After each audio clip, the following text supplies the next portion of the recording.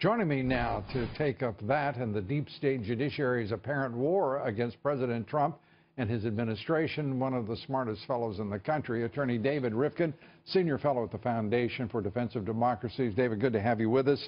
Good to be with you. These two decisions, Hawaii and Maryland, these judges seem to be rogue, to have gone rogue. Your thoughts?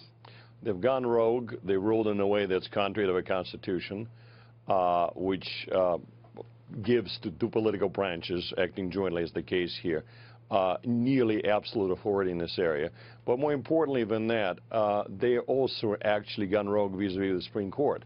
They've completely ignored a body of precedent at the Supreme Court level that make abundantly clear but this executive order should have been upheld. Frankly, the first executive order should have been upheld. They didn't even try to explain away those precedents. It is absolutely unbelievable behavior. And as you say, five judges from the Ninth Circuit Court of Appeals take the extraordinary step of saying that just supporting what you just said, that the president's original executive order was he possesses the authority and the Constitution gives him the power to do precisely what he had envisioned in that original order. That is the case. It's an excellent opinion. I recommend it to anybody who wants to read it, by Judge Bybee, that was joined by four other conservative judges. No, the Ninth Circuit is really, in my opinion, and I hate to be controversial, is really not functioning as a court. They're functioning in enormously ideological fashion, and they know better than that. They would be overturned if the first order went to the Supreme Court. They would have been overturned by the Supreme Court.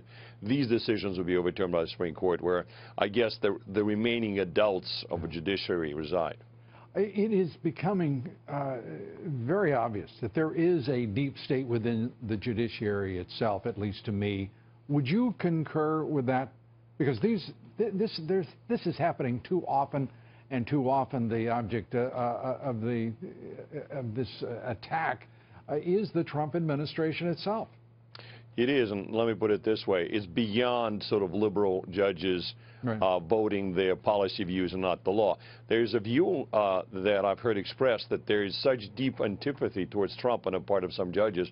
They're basically sort of coming with a Trump-only approach. So, for example, all our presidents exercise the same authority, very similar to this executive order. That's fine, but not Trump. Nothing that Trump does merits judicial approval, and that is a very dangerous approach, because look, the framers would tell you the judges are supposed to exercise not will but judgment, and this is absolutely profoundly non-judicial. Very quickly, can anything be done about it? Can they be impeached? Can they be removed? And why isn't the ABA speaking out? We've got about 30 seconds here, David. ABA is a very liberal organization. I wouldn't impeach them. I would have them rebuke them. My hope is that the Supreme Court, then it finally gets this case, would rebuke them in a proper way. But they really are discrediting themselves. David Rivkin, always great to talk with you. I look forward to seeing you soon. I hope as soon as next week, if we can work that out with your schedule. Thanks so much.